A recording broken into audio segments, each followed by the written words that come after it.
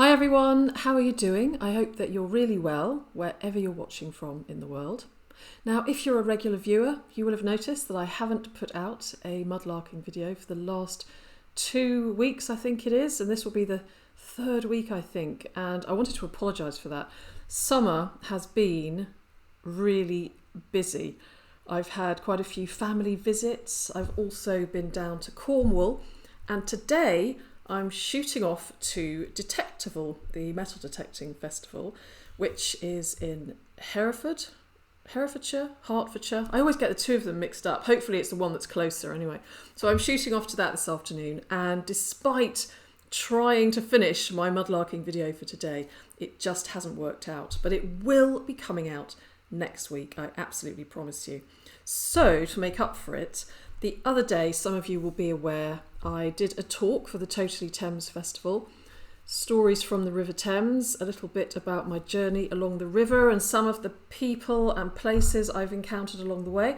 And so I thought I would screen record my PowerPoint presentation and put it out for you today. And I hope that you enjoy it. And I will be back next week with a mudlarking video. And hopefully it will be worth the wait.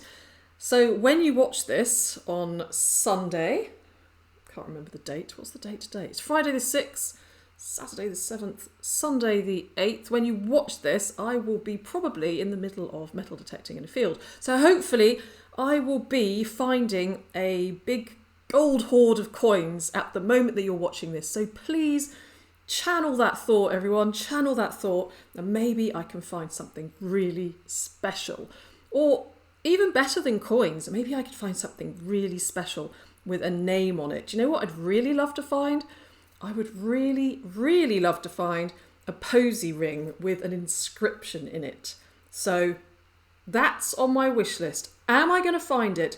Stay tuned and I will let you know when I'm back from Detectival. Okay, I hope you enjoy this presentation and I will pop in again at the end to say goodbye. Right, let's get started. So, stories from the River Thames told through Mudlarking Finds. So by the time you finish watching this presentation, you will have met several people who have emerged from the River Thames over the years. How is this possible? Well, I'm going to read you a quote from one of my favourite archaeologists, Ivor Noel Hume, who wrote Treasure in the Thames back in the 1950s. And he said, "If we are afraid to give way to our imagination, the river's treasures must inevitably remain dull and lifeless, for it is only in our minds that they can be transported from soulless museum cases back into their original settings." He then goes on to say, each object is a spark to ignite the tinder of the imagination.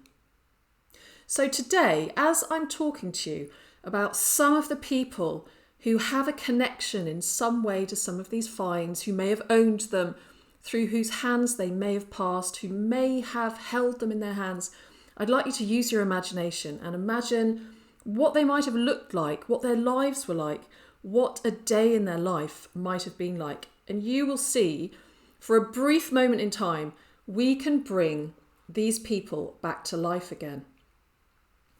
Who was Reg? Who did Reg have this pendant engraved for? And how did it end up on the Thames foreshore? Who were Peter and Leslie?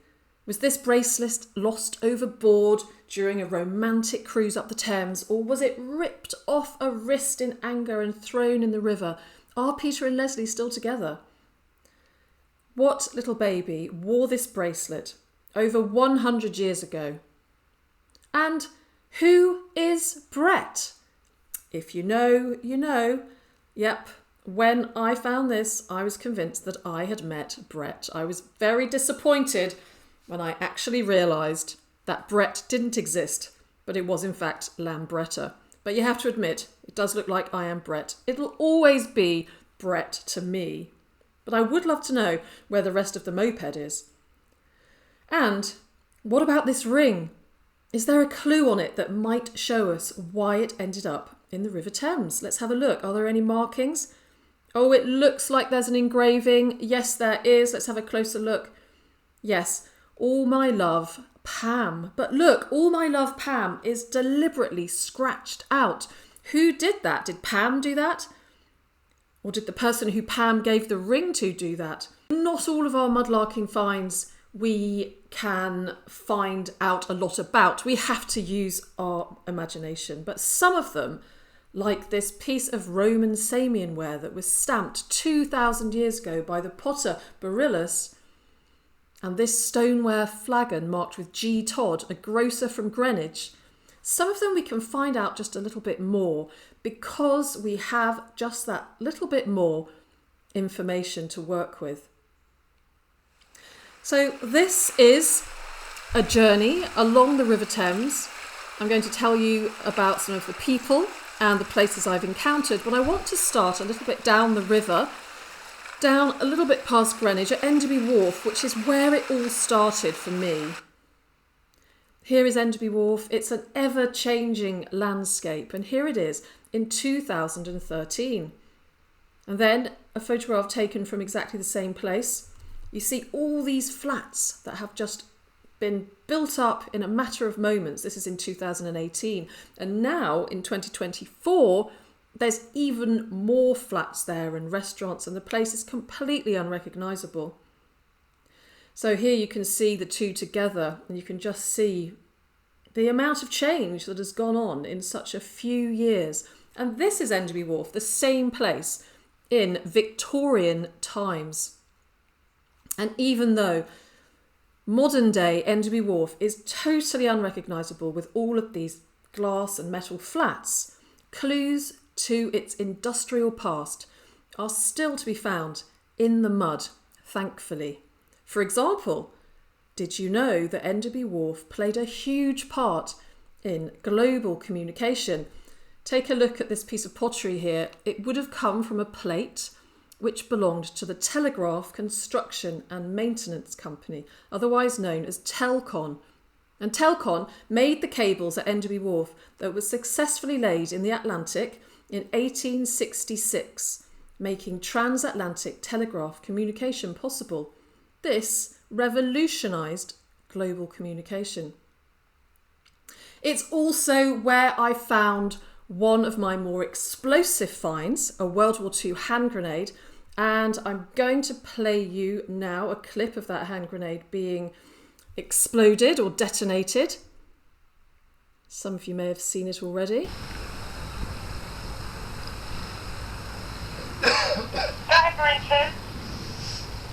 This is, we can confirm the river is fully closed now. Over. Yeah, speak 94 to receive that. Yeah, that was received. Stand by! Fire!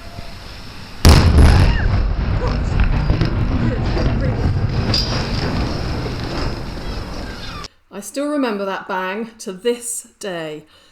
It's also very special as well, Enderby Warf, because it's where my dog at the time, Misha, in 2012, I think it was, met Judo the seal. Now this is Judo, and we know she was called Judo because she had a tag on her, and so we were able to trace her back to a seal rehabilitation centre in Norfolk, and Judo made her home in the River Thames for a good couple of weeks. There were lots of sightings of her, and it was an absolute delight to meet her. Look at her here, absolutely adorable. I think she was quite confused when she met Misha, the dog, because they both look very similar in a way, and Misha was equally confused.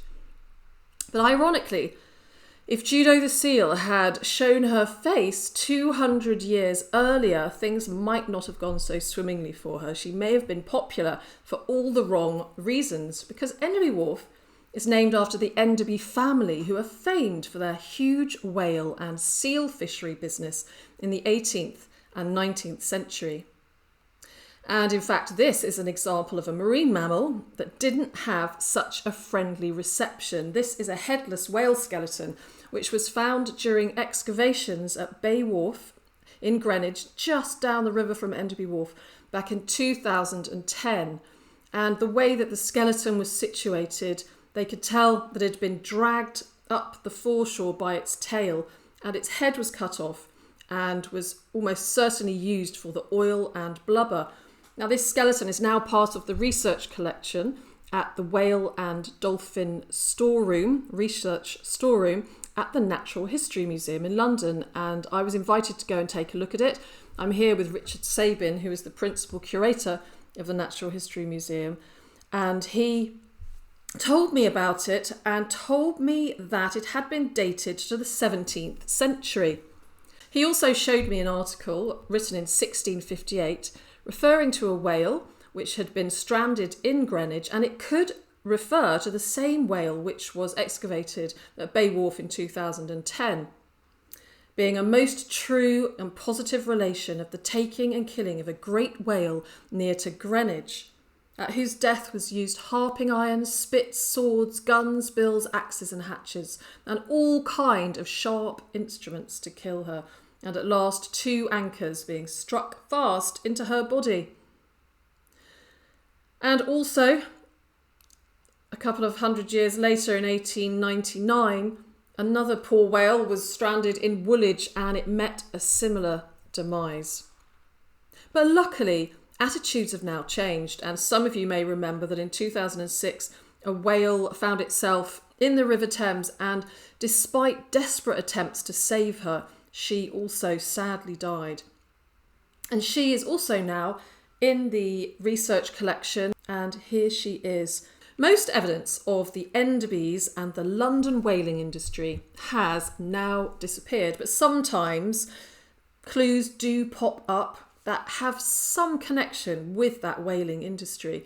For example, this is one of my early finds from very close to Enderby Warf, where there was a Thames soapworks owned by Wilkie and Soames, and this is a Thames soapworks stamp. It has Wilkie and Soames on it. It's from the early 19th century, and they made soap and candles using raw materials from the whaling industry.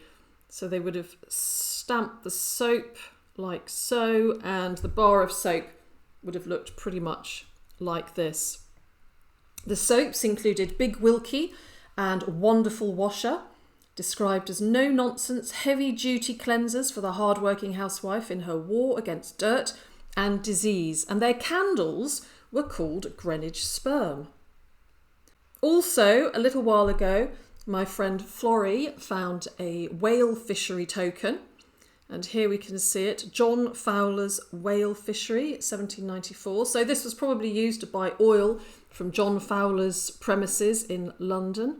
King Neptune on one side, and then you can see a whale fishing boat on the other side.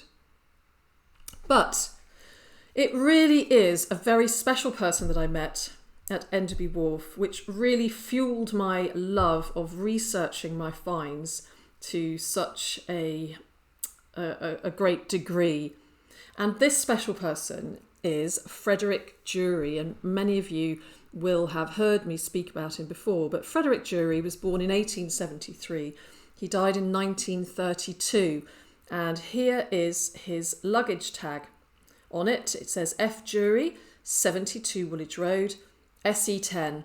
And because of that, I was able to find out a lot of information. So I went to visit 72 Woolwich Road, and this is it now, where Fred lived over 100 years ago with his wife, Sarah Amelia. Sarah Amelia ran a cafe, and Fred was a gas stoker. And actually, Sarah was Fred's landlady, but they fell in love and got married. And I imagine everything was going pretty well until in March 1916, at the age of 32, Fred Jury travelled to Australia and joined the Australian Imperial Force. We don't know why he went all the way over to Australia. Maybe the British Army didn't pay enough for him, because I think the Australian Imperial Force paid more, but maybe he was also too old to join the British Army. But for whatever reason, he did, and the records of the AIF are very good, so I was able to find out a lot about his military career. So later that same year, in 1916, he embarked from Sydney to Folkestone and then went on to France, where he fought on the Western Front during World War I. Here's a photo of the Australian Imperial Force, or some of them, on the Somme, in France in December 1916. Maybe one of them is Fred. Probably not, but you never know. And in March 1918, Frederick was hit by a stick bomb which fractured his left foot. And then, on 24th of June 1918, he was hit by a grenade. He was sent to Harefield Hospital in England, and we can see by his medical certificate here the full extent of his injuries. He had multiple shrapnel wounds to his chest. He had an amputation of first and fourth fingers of his right hand, and he had a compound fracture of left foot. And he's still lame at that point, and he had lost the arch of his left foot. So he had a lot of injuries, but despite them, he did survive the war, which is great news because many didn't. And he was discharged in 1919, receiving the Silver War Badge. And I thought that was the end of the story, but I wanted to find out where his final resting place was. And so this led me to a cemetery, which is just around the corner from where I live. And this is Greenwich Cemetery on Shooters Hill.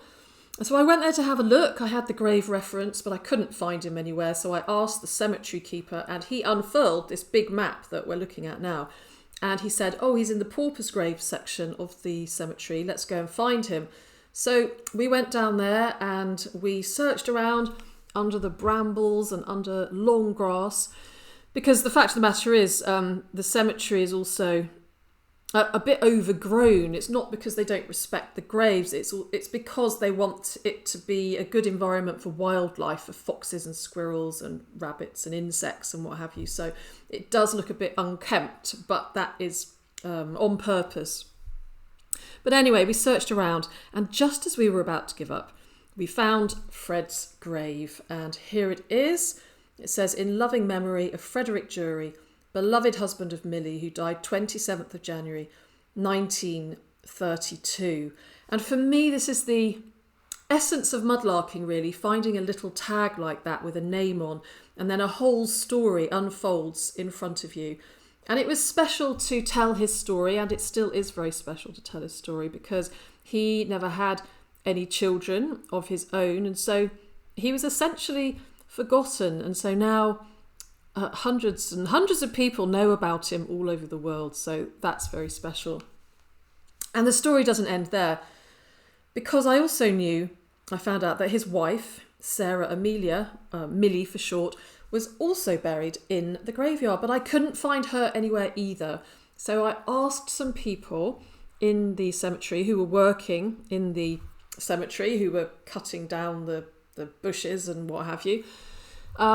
I asked them about her, and they said, okay, listen, we will try to find her grave. And indeed, they did find it. And 2 weeks later, they contacted me and said, we found Millie's grave. She doesn't have a stone. It's completely unmarked. So what we've done is we've made her a wooden cross. And here it is. And I was just so touched by that. And they didn't just make a cross. They actually put a plaque on it. And it says, Sarah Jury, 14th of March, 1936. So Fred and Sarah, or Millie Jury, both close together in the same cemetery. And I know it sounds funny, but, you know, I had this feeling that Fred wanted to know where his wife was and wanted me to find her grave. And so I'm really happy that I have now found it, and they've both been found again, and they're both very close to each other in the cemetery. So that's the story of Fred and Sarah Jury. And like I said, that kind of fueled my love of finding personal items. So moving on to the next person, before Fred Jury was even born, a grocer moved to Greenwich. And this grocer owned this stoneware flagon, and his name was Griffith Todd, and he was a 19th century grocer and tea merchant. Griffith Todd and his wife Mary moved to Greenwich in 1831 to expand their grocery business, which was in Church Street in Greenwich. They also moved to Greenwich for the renowned educational establishments there, including naval institutions and private academies, and they hoped their children would not work behind a counter like they did. And it looks like Their wishes came true because their son Charles did exceptionally well in maths and gained the opportunity to enter the Royal Observatory, where he worked as a supernumerary computer, a boy computer. Charles Todd then went on to work as assistant astronomer at Cambridge University and was one of the earliest observers of the planet Neptune. Their son is in fact Sir Charles Telegraph Todd, who emigrated to Australia in 1850, aged 24, where he is celebrated for his achievement in planning and organising the construction of the overland telegraph line from Adelaide to Darwin. Through his work, by 1872, Australians were able to transmit messages to London in 5 hours rather than in 4 months via steamship. So here he is with his wife Alice in around 1855, and Alice Springs is actually named after his wife. So here he is, Sir Charles Todd. He died in 1910, son of Mary and Griffith Todd, grocers in Greenwich, and I'm sure that Griffith and Mary were very happy that they took that risk to move to Greenwich. So now from a grocer in Greenwich, let's go over to the city to a drapery. Now, I didn't actually find this beautiful token. A friend of mine, Gigi, did, and it's been recorded with the Museum of London, and I've been looking after it for her until I see her again. But it's absolutely lovely. It's a token that belonged to Bailey and Ritchie, who were a drapery in St Paul's Churchyard in the City of London. And this was issued in around about 1850. And Bailey and Ritchie sold mantles, dresses and linen, furs and silks, shawls, gloves and lace. And they were very, very proud of their premises. It was beautifully displayed, and they invited attention to their magnificent stock of ribbons, blondes, French flowers, feathers, bonnet materials and trimmings of every description, which for variety, extent and elegance will be found unsurpassed. They bought a lot of their stock from Paris and Lyon. And you never know, maybe Mary Todd, the wife of Griffith, used to go here and buy herself a dress occasionally. It's possible. But in any case, being so proud of their premises and all their wonderful stock, it's not surprising that Mr. Bailey and Mr. Ritchie were furious when, in 1847, a man named Henry Pierce was wandering through St Paul's Churchyard and threw a huge stone at their window, smashing their window. Well, he was, of course, taken to court, and Mr. Ritchie was absolutely furious. He said this vagabond should be transported. Henry was remanded in custody that the state of his mind might be ascertained, and the surgeon of the prison certified that he was labouring under some singular delusions and that he was in fact insane. Now, Henry's father, who was an aged blind man, was in attendance at the court, and he told the court that the cause of his son's insanity was the death of a young woman from consumption. And he had intended to marry her, and now he fancied that she was still alive somewhere. He really believed this, and that he was entitled to the throne, and that he should reign by the name of Henry the Ninth. So the court decided that he was indeed insane, and they told the father that his son was going to be admitted to Bethlehem, which was a pretty notorious psychiatric hospital back in Victorian times, and he directed that he should be taken there. And so Henry was led off to spend time in Bethlehem, which, like I said, wasn't a particularly nice place to go. You wouldn't really want to end up going there, even though by 1847 it was getting a bit better, but not much. Here is Bethlehem Psychiatric Hospital as it was in Victorian times. It's now actually the Imperial War Museum. Now, this find here, many of you will recognise, and when I saw it I couldn't believe it. I knew what it was, or at least I thought I knew what it was. I hoped it was what I was thinking it was. I could just see some lettering there poking out of the mud, and I think the light was shining in just the right place. And I was right. It turned out to be a pewter tavern mug, and on it is engraved James Burrows, Rose and Crown, Lower Thames Street. Now, James Burrows was the landlord of the Rose and Crown from 1830 to 1860. He was born in 1795 and he was married to Elizabeth Burrows. It's in such great condition. The mud really keeps everything in such good condition. If we take a closer look at it, we can see a William IV verification mark just to confirm that it holds the right amount of liquid, and a lovely B just there on the handle for Burrows.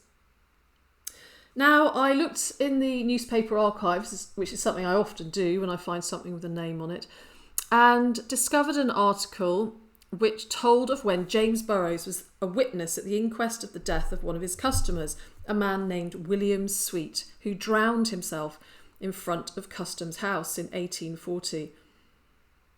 William Sweet had written to his brother and sister to tell them what he intended to do. He said, "A few years ago, I wrote a letter to Miss Owen, and that letter has been my ruin. When you receive this, I shall be a dead man. I intend to drown myself at high tide, for I am sick of the world." And sadly, William did indeed drown himself in front of Customs House. And James Burrows, he told the court that he'd known the deceased for the last 10 years and saw him last alive on Monday afternoon, the day previous to the rash occurrence. He then appeared a good deal agitated in his mind, complaining of poverty and of being degraded. And by being degraded, he meant the refusal of Miss Owen, sister of his former master, to marry him. So a tragic occurrence there with William Sweet drowning himself. And I thought it would be a good idea to take the tavern mug down to the foreshore in front of Customs House when we were allowed to go there. We're no longer allowed to go down onto the foreshore there. To take it down and raise the tavern mug to the memory of both of them, William Sweet and James Burrows, and think about what they'd both been through.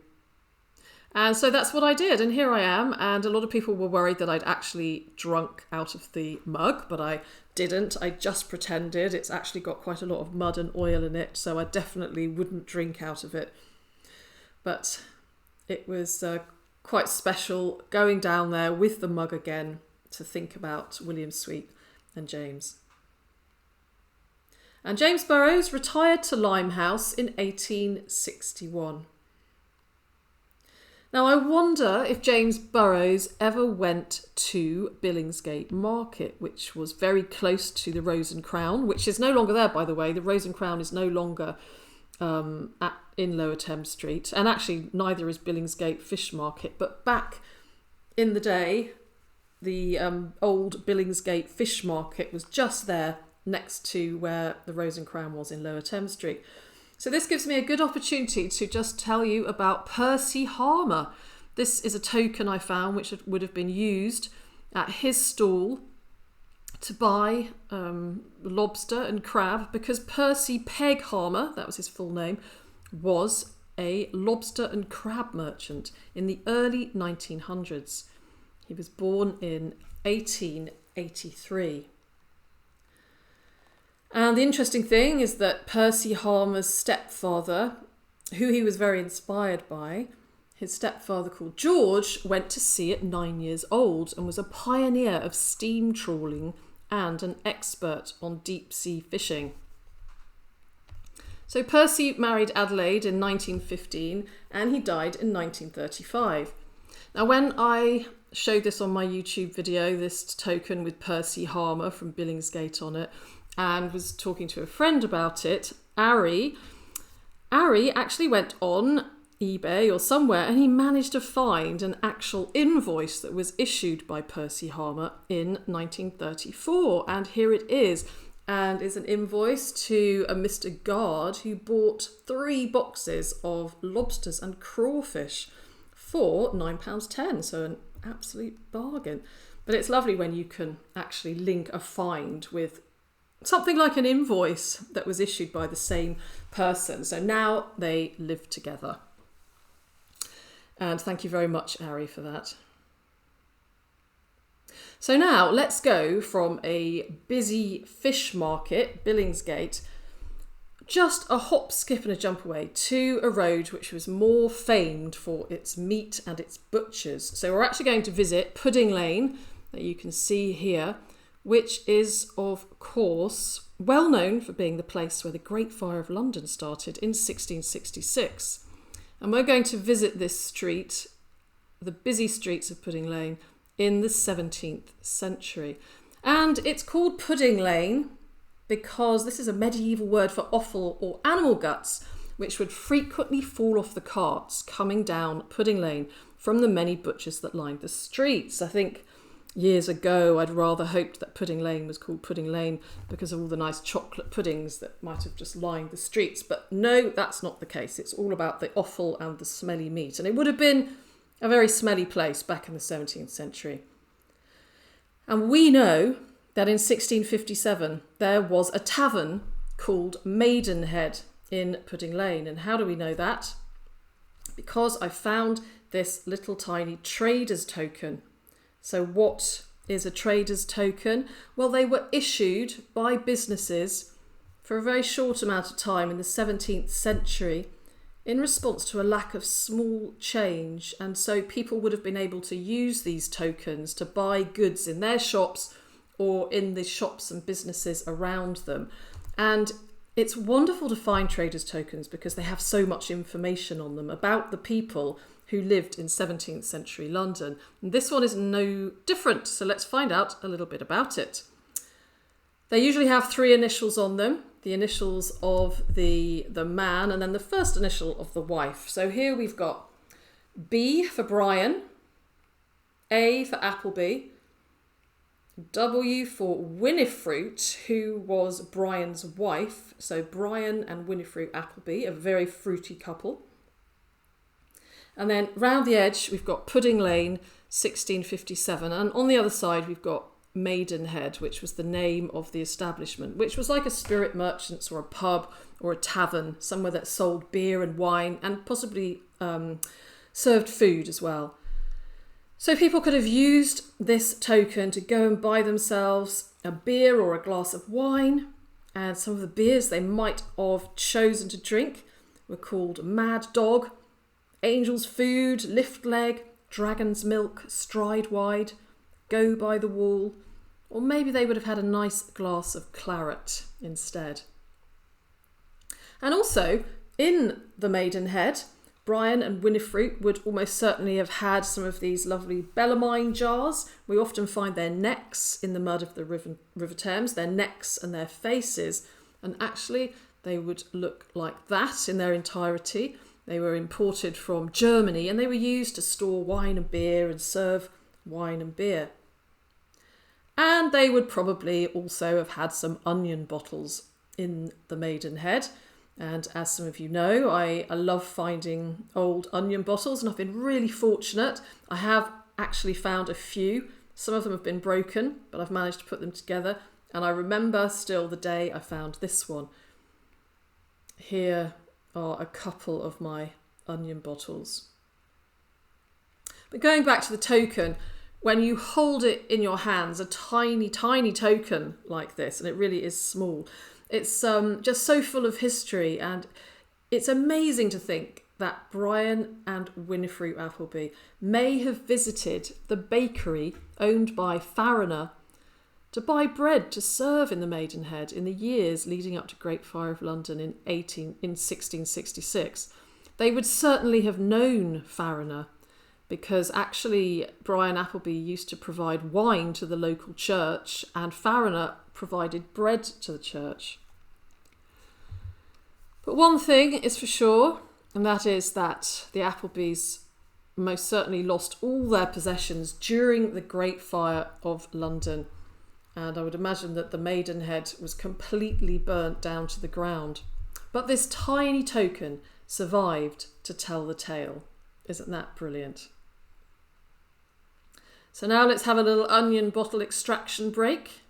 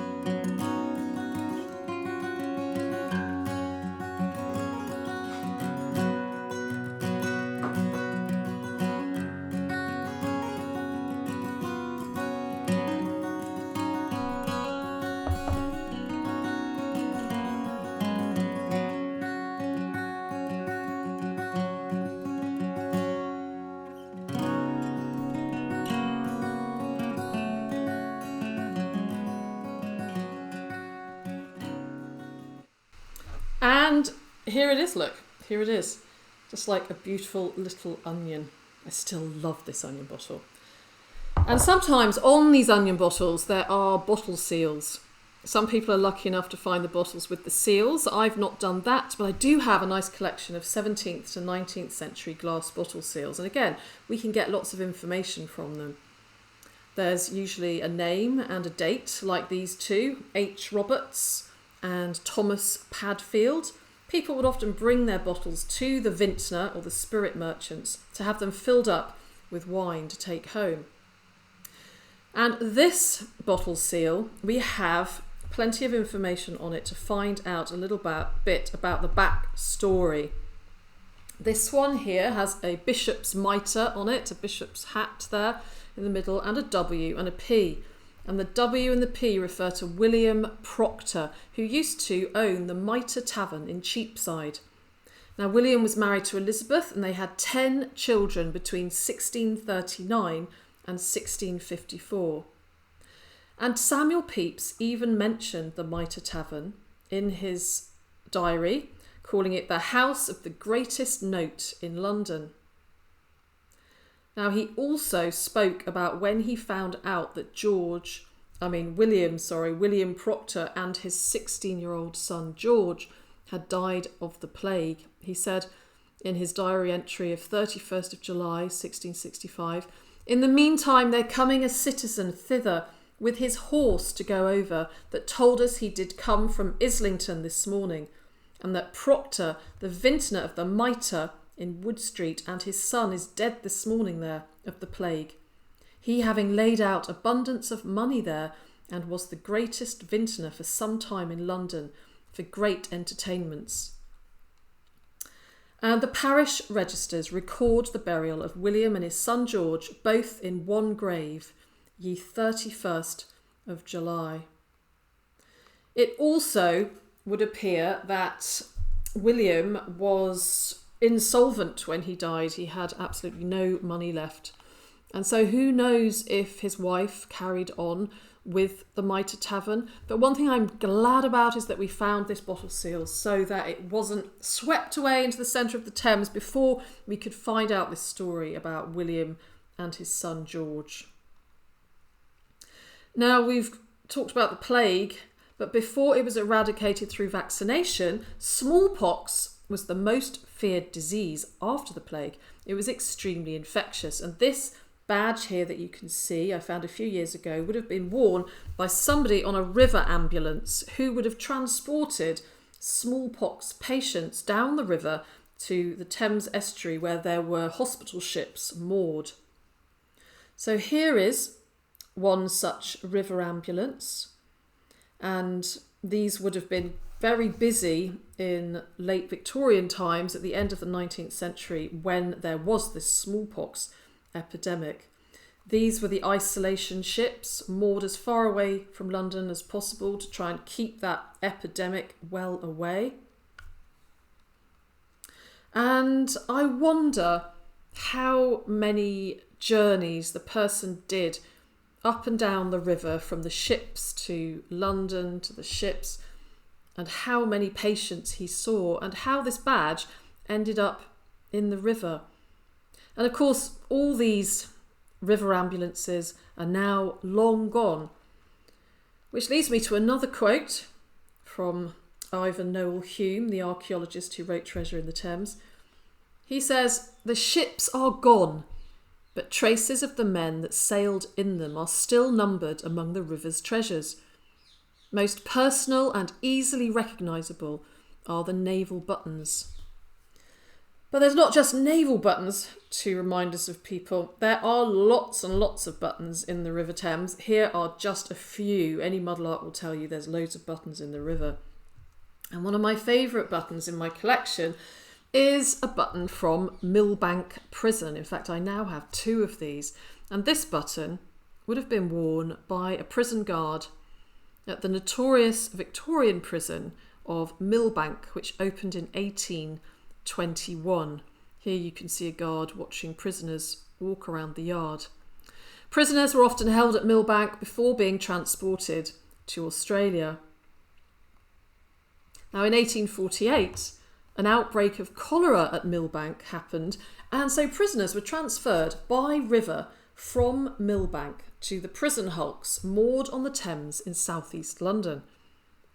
So, did this prison guard button get lost during a scuffle during the trip from Millbank Prison to the prison hulks? We will never know. But one thing we do know is that a man called William Gailey was sent to the prison hulks in that same year of 1848. And we know that because I have found this tag and we have managed to trace it back to a William Gailey who went to the prison hulks. Now, we're not quite sure what this tag was used for. As you can see, the name is printed back to front, so probably used to stamp something, maybe laundry. It says W. Gailey, and if we do a mirror image of it here, you can see it a little more clearly, and you can see that old script there. So we traced it back to William Clark, alias Gailey, who was a labourer. He was convicted in August 1847 for stealing a duck. Isn't it terrible that you would be sent to the prison hulks for stealing a duck? But he was, anyway. And he was actually sent to the Justicia prison hulk in Woolwich. And here is the tag, which has been recorded on the Portable Antiquities Scheme database at the Museum of London. And I can't help wondering about the kind of life that William must have had on those prison hulks. It would have been absolutely awful. The conditions were terrible. Now, this find here also has a link to the prison hulks. It is, in fact, another bottle seal, and it's marked with G. Prentice, Sheer Hulk, Woolwich, which refers to George Prentice, the landlord of the Sheer Hulk Tavern from 1862 to 1866. And according to pub records, the landlord was paid to give convicts a shot of medicinal rum before they were transported to Australia. The Sheer Hulk stood opposite Woolwich Dockyard and was apparently well frequented by the Royal Navy. It was said to be built from timbers from Woolwich Dockyard. Now, George Prentice, the landlord, died very young at the age of 36 in 1866. And his wife Eliza's new husband, William, became the new landlord. But Eliza died just a few years after George, in fact, and Eliza and George are both buried in Charlton Cemetery, just down the road from where I live. Now, those of you that watch my videos on a regular basis will know I'm a big fan of finding clay pipes, and especially if they've got a name on them, like these ones. And one pipe maker I do come across quite frequently is Thomas Jephthah Stubbs, who was a clay pipe maker in Plumstead from 1839 to 1912. And here you can see Thomas Jephthah Stubbs looking very dapper. But he actually had quite a hard start in life because he spent much of his childhood in a workhouse. His father was also a pipe maker, but he struggled to make a living. It was sometimes pretty difficult to make a living as a pipe maker. It was a very competitive industry. There were hundreds and thousands of clay pipe makers. So they were at a workhouse for a lot of the time. It would have been very difficult. Families were separated. Mothers, fathers, children, they were often in different places. But when Thomas was 14, records show that he left the workhouse for the last time along with his brother. And here he is with his family in 1886. His wife was called Elizabeth and he had several children. And his business seemed to go very well. He was very well known for making church warden pipes, a little bit like this, although probably a lot longer. And there's another little side story to Thomas Jephthah Stubbs, and that is in the late 19th century, one of his children was caught stealing holly from Plumstead with one of his friends, and he was actually taken to court, and the judge said to the fathers, okay, right, you have to punish your sons in the way you see fit. So, first of all, I think it must have been that boy there because he looks quite cheeky. I don't know his name. But anyway, Thomas said to his son, okay, fine, you are going to go and spend Christmas in Greenwich Workhouse. So he sent his son to the workhouse, and pretty strict, hey? Maybe it's because he spent time in a workhouse and he wanted his son to learn a lesson. But in any case, I would imagine that his son certainly didn't go and steal any more holly after that, because you wouldn't really want to spend Christmas in the workhouse, would you? The good thing about this story is that it continues because Thomas Jephthah Stubbs' descendants own Tavern Snacks, which is still based in southeast London. And they say on their vans, today pipes have been replaced by snack foods and vehicles are no longer horse-drawn. So that's the story of Thomas Jephthah Stubbs and his family. Now you'll have noticed that I haven't met very many women, but we do have a female pipe maker here, and her name is Catherine Shipway. She was a clay pipe maker and a draper, born in 1798, and she died in 1878. She married her husband Thomas in 1817 when they were both just 19 years old. And Catherine made pipes for 14 years, and her pipes are all identified by a press stamp with Shipway Maker on it. So it's really nice to actually find a clay pipe that was made by a woman. So Thomas, her husband, died aged 41 in 1839. And by 1861, Catherine was described as a draper in the census instead of a clay pipe maker, with William, her son, as her assistant. And she died aged 82 in 1878. So now we're going to discover the story behind this 19th century barge padlock. Now padlocks are also great to find because they also have lots of information on them, usually in the form of a name and an address. This one is no different. It belonged to G.E. Morrow and Son, Limehouse, and G.E. Morrow was George Edward Morrow. So George Edward Morrow moved back to England with his parents from Australia in the early 1880s, and he had a mast, oar, scull and pump making business in Limehouse. And I think that this is his premises just here. In 1882, he married Clara, a girl from the East End, when he was 24 years old, and they went on to have 11 children, 5 of whom died in infancy. All 11 of the children were baptised in St Anne's Church, Limehouse, including George and Clara's youngest son, Sidney. You can just see the church at the end of the road there. In May 1918, just days after his 19th birthday, Sidney Morrow, the youngest son, was dispatched to France with the 10th Battalion, City of London Royal Fusiliers.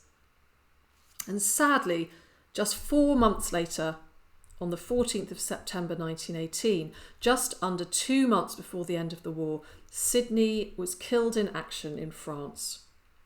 So he never returned to Limehouse, and he's buried in a British cemetery in France.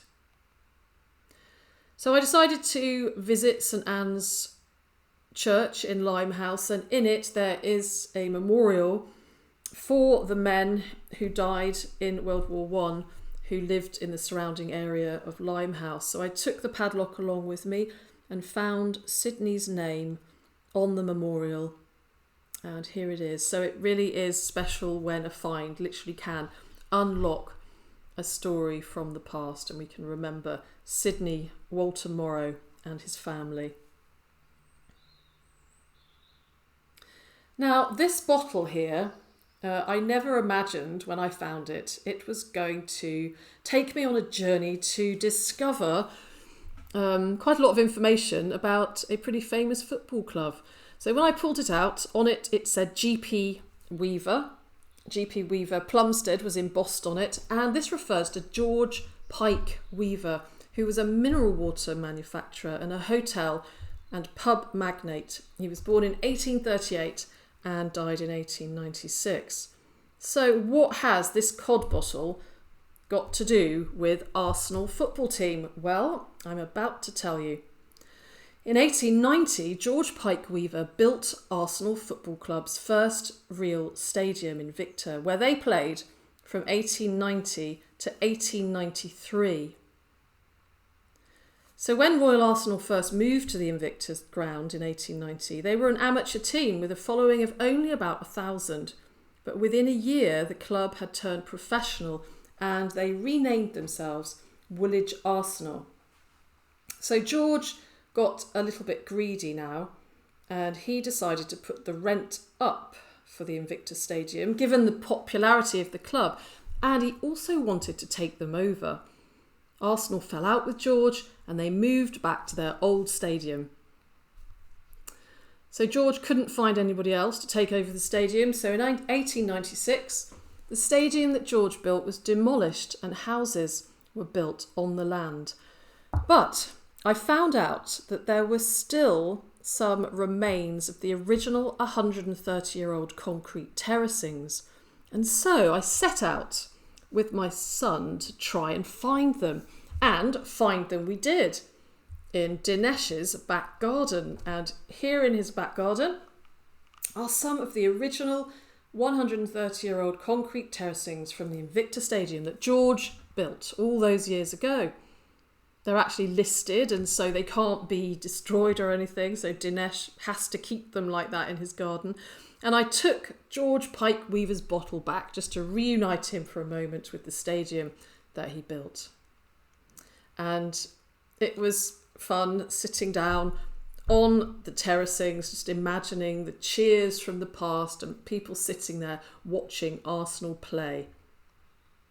So you never know where a mudlarking find is going to take you, and it's great when it shines a light on some forgotten events like this. And the Thames continues to throw out tantalising finds to research. Just last week, I was out with my friend Tom Chivers having a mudlark, and he found this medallion which commemorates the university boat race from Putney to Mortlake in 1872. And I'm really looking forward to researching this, and soon there'll be a video about it with lots more information, so stay tuned for that. And the river is still a receptacle for people's hopes and dreams, people who are still alive. And often this is in the form of messages in bottles. This is my favourite. Many of you will have heard me speak about it before. It was a message in a bottle sent by a young boy who said, "I wish I could be a Dino Thunder Power Ranger, the Red Ranger," from Jack Hodges. And miraculously, we managed to chase Jack. I put it on Twitter. And we found Jack's family and I sent him a Power Ranger outfit and he sent back a card thanking me for it. And here he is in his attire. Now I want to finish this talk with this postcard, which isn't a mudlarking find, but it does feature some mudlarks on it. And I bought it because of the picture. There are some little mudlarks from the early 1900s and this picture really appealed to me. But there's more to this postcard that meets the eye, just like there's more to the Thames mudlarking finds that we've spoken about today than meets the eye. It was actually written by a 13-year-old boy called Gaston Letton when he was on holiday in London when he was 13 years old in 1909. And he wrote this postcard to his mother, Lucy Letton, who was a single mother working as a housemaid in Paris.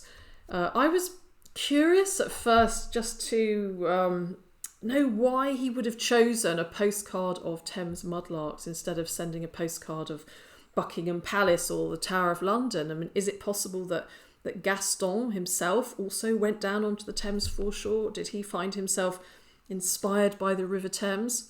But in any case, he wrote a postcard to his mum and he was telling her all about the things that he was up to in London, what he was doing on his holiday. And the one thing that struck me was this sentence where he said to his mother, "Yesterday at Farnborough, we went to see an aeroplane take off. It was beautiful." And then, just 9 years later, in 1918, Gaston died in World War One, aged 22. But isn't it great that he wrote this postcard? Isn't it great that it made its way into my hands and that we're able to read it again and just Gaston left traces of his life. He was here. He experienced joy. He lived. Gaston was here. He left a trace of his life.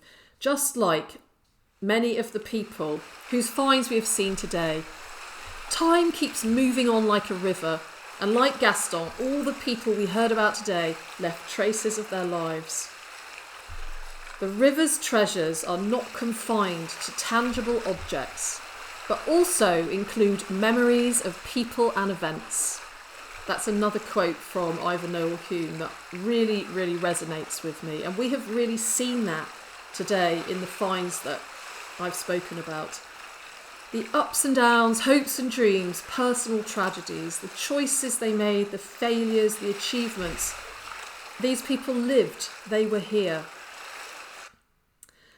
And to finish, I think if I've learned anything through these finds and through the stories that they reveal, I've learned that, life really is fleeting. And it's so important to live life to the full. And to really make the most of every moment. And also to be kind to the people that we meet along the way. So thank you so much for listening to this presentation and for watching it and for helping me to celebrate some of these people and families that I have encountered through these mudlarking finds. I really appreciate you watching and listening. Thank you so much, everyone. And here I am again. And are you still awake? Well done to those of you who are still awake and who watched that presentation all the way to the end. And I hope that the funny little noises that you may have heard every now and again, and the fact that the computer overheated at one point, you may have been aware of some funny overheating noises, didn't spoil the experience for you. It was so lovely to be able to give that PowerPoint presentation yesterday at the London Archives for the Totally Thames Festival, and I really wanted to share it with you too. So I hope you enjoyed it, and I hope you can see as well, again, why mudlarking is so special to me, that you can find an object in the mud and it's not just a tangible object. It literally can unlock stories about people from the past who are long gone. So I hope that you go on to have an excellent week ahead and that you do something that you really enjoy doing. I'm just about to finish packing my bag for Detectival. It looks like we might have quite a bit of wet weather, so I'll be packing lots of rain gear. I'm really excited about it. There's going to be lots of people there that I know. Finds will be there, and plenty of other mudlarks and detectorists. So hopefully I'll find something good that I can share with you when I get back. And I will be back next weekend with a mudlarking video, and I'll be able to get back on track now that the summer is over and put out my mudlarking videos on a regular basis. So in the meantime, everyone, I'm sending you lots of love. Thank you very much for all your support and encouragement. Thank you to those of you who have donated to my Ko-fi and super thanks. I appreciate each and every one of you, and I'm sending you lots of love from here in London. See you soon. Bye-bye.